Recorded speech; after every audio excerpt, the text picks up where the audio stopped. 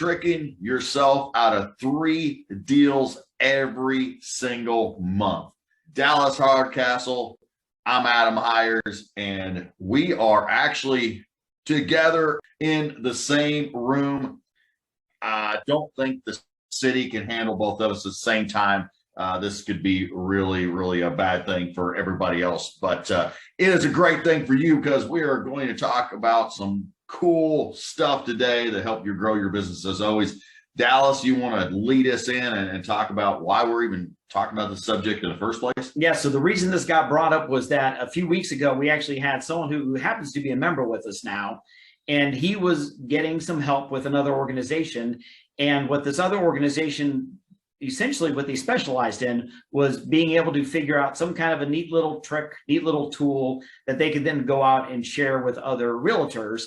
And this thing had all kinds of great little sex appeal to it, and it looked good and had some sizzle to it, but there just wasn't a lot of depth to it. But it was just this neat little trick, this neat little tool, something they could go out and do and share.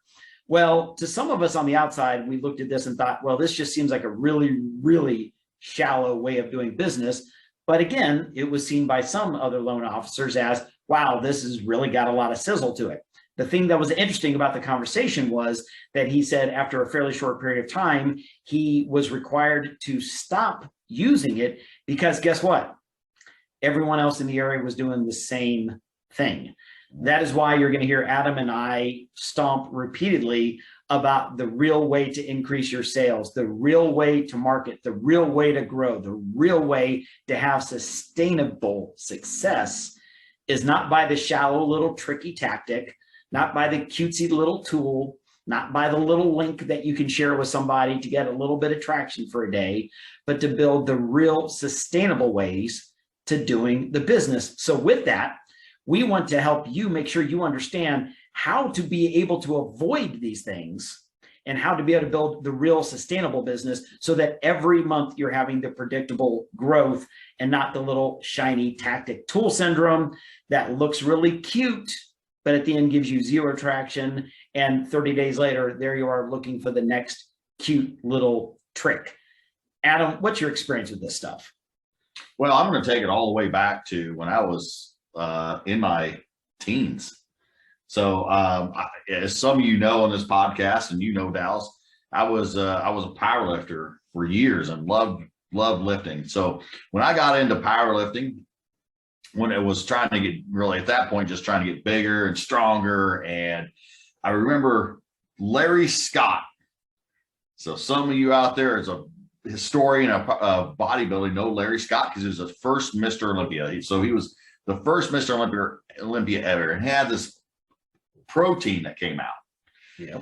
And it was supposed to just revolutionize the whole industry, and you're going to just gain all this muscle by drinking this protein shake and everything. And so like I had very little money, but I took this money and went out and got like 3 tubs of this protein.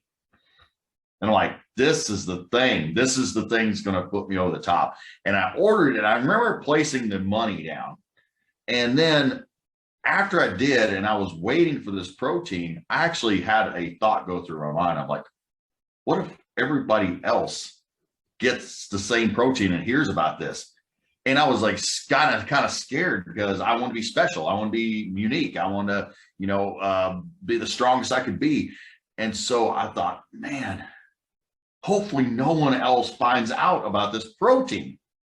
Now I got this protein and I remember getting it, but I was still like, okay, well, I better just dive in this and drink it up and get every ounce of goodness I can out of it, which was the most horrendous tasting protein of all time. It was horrid. I was like almost gagged, but I drank all 3 tubs of this because I spent the money and I did it. And guess what? At the end of it, guess what happened? Like, it wasn't anything special. It was just protein. It was just whey protein, and it was awful tasting. It was horrendous. But I remember at some point when I was drinking it and I was going through this and realizing it's nothing special, I actually got really happy. I was actually very excited that it wasn't anything special. which is like, why would you be excited about it not being special? Because again, I had power back. Like it was up to me and what I was going to do and how I was going to accomplish things, how I was going to act differently, how my natural strength was going to come about, and that somebody couldn't just drink this protein and kick my butt. Yep. And that was exciting to me. And I always took that with me in everything I did. So when I came to the loan industry, you know, I heard the same things, you know, hey, here's the next little thing and all that stuff. And it's, and the first human instinct, we all want like that juicy goodness and the next thing that's going to push you over the top. And so like I did invest in, one along the way, and it was empty. It was the protein that was the trick. It was nothing special. And then again, I had that same thought, what if everybody gets it? And I knew instinctually, and I knew really early, again, that was not going to put me over the top. That was not going to be the thing that really grew my business, grew my mindset, grew my salesmanship, grew my sales influence, grew my marketplace value. And really that was another protein, Larry Scott protein, all the way back years before, is the same thing. And so when we're out there and when that gentleman is going, holy crap, I can't do this because everybody else is doing it. Yeah, everybody can get that next tool and tactic, and it's tricking you out. The trick is tricking you out of deals. It's trick because it's not allowing you to have the growth you need. It's not allowing you to be the special gem that you are and the genius that you are in the marketplace, and not allowing you to do the things that it's going to really take to have sustainable business. So out there, this is a beautiful thing. This should excite you that nobody can just take that one little tool and tactic and kick your butt. It's the beautiful thing is you are the greatest asset to yourself, to your family, and your referring partners if you know that. And if you do the things that you can do and bring out that genius, unlock the genius of what we call the genius loan officer. Yeah, and we want you to understand it. I mean, you know, the reason we talk about this stuff, like so many things, is because I have experience from this firsthand. I did it for 2 years when I was moving from offline business to really helping folks online. I spent 2 years chasing, guess what? The shiny object, the little trick, the little tool. I invested over and over and over and over and over again because it was easy. It was simple. They were all right there. It was all going to be so easy to click on the one thing, to add the one line of code, to put in the one link, to do this one little thing that would just change your whole business. I did it for 2 years. From 2008 to 2010, I did these. And finally in 2010, when I came to the very sad realization that I'd spent 2 years not only chasing shiny stuff, but guess where I was left standing 2 years later? Same spot. Same spot, friends. So the natural progression could have been just ball up in the fetal position and to begin to cry, which is where I think I probably began the process. But then shortly thereafter, it was, do I go and buy the next shiny, cute thing? Or do I start to do the real work that really matters? Do I begin to build this great big building by digging out and getting the footers and the basement and the foundation done right so that I can build this thing 20, 30, 50 stories? Or do I take the existing single level that I have and put on some nice shiny new window dressing around there and pretend like it's fixed?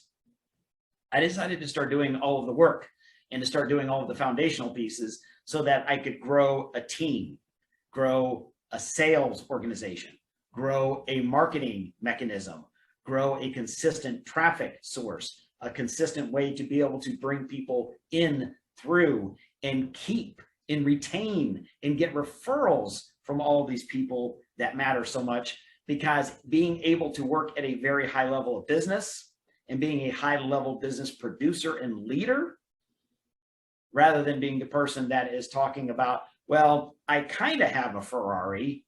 You see those little spinners at the end of the caps? I put those on my Kia. Isn't that the same? It's not, friends. It's not. So Getting into the deep work is what really makes the difference. Building the real business, building the real you, the real leadership is where that stuff all comes and begins to play out. So, Adam, when you're the loan officer and you're in the business and you look at this and you're like, I'm in this for the long game. I'm in this, like, here's the thing I think that drives most people crazy is you think about, well, the sexy tool is fast and I'm looking for fast. It sounds like you two are talking about kind of the long game. So 2 or 3 years down the road, sure, I can reap these benefits, but Adam Dallas, you don't get it. I need a result now. I need more loans this month. I need more loans next month. Does doing the deep work, doing performance, doing team building, building the foundation, does that mean that they're going to have to wait a couple years now to finally realize these results? If somebody's been listening to this podcast and listening to me for the last year, I would ask you, do you think that I'm the guy that likes to move slow? Like, I speak fast a lot of times and get pumped up and want to come through your screen and grab you and just go at mock speed, hair on fire. My team knows that, my gosh, like, what are you doing? Like, you're trying to move and you're creating this and you're doing this and you're no, like, no. If I have portrayed a person that wants to move slowly and not just bust down walls and barriers, no. So that is not the message. And Dallas over there is mock speed too, and over there hair on fire. And so no, we're talking about the quickest path. We're talking about not just sustainable growth to where it's like 3 years from now, 2 years from now, 1 year from now. It's things that you can start implementing and make changes today, to have confidence, to build today, to start hiring today, to start having influence today, to start having composure today, to stop melting today, to stop being posturing and acting like you're doing everything right, and being very clear about what you can do to help people today. It's about today, what you can change in your business to start elevating and stop trying to trick yourself out with the Kias and think, oh my gosh, it is the great freaking Ferrari. No, it's still a Kia. Like, get in the fast lane. Let's go. And the way you're able to do that with not just down the road right now is the deep work we're doing to just elevate. If you are an influence master, if you are confident, composed, if you are moving in a without oppositional growth syndrome, if you're doing these things, you are going to grow at such a quicker level. Like, when you're trying to trick it out and you're thinking, I have this next, little trick that's going to, you are doing so little work on the real necessary things to grow, and you know it. And deep down, you know it. That's the thing. Like I have never not known that I wasn't really doing the work. When I actually gave in to that instinct, the bad behavior, and think, okay, I'm gonna get that next trick, I knew it. Like, and instinctually, we know what we're doing. We know that that's not the thing, and we grab it, and we're like the low-hanging fruit, and we understand like that's not really going to help us. So all those things is actually still going through our head, whether we want to admit it or not. All beneath the surface is deteriorating who we can become, and we know that. So, like, for example, when I got and said, okay, I'm going to try this, and because I don't want to make those next calls, or I don't want to have that conversation, or I don't want to, I'm tired of trying to push through and grow because I'm going to be a little lazy. Like, I knew those things were happening, and you feel it. So, when you're going out there and getting that, be real with yourself. Like,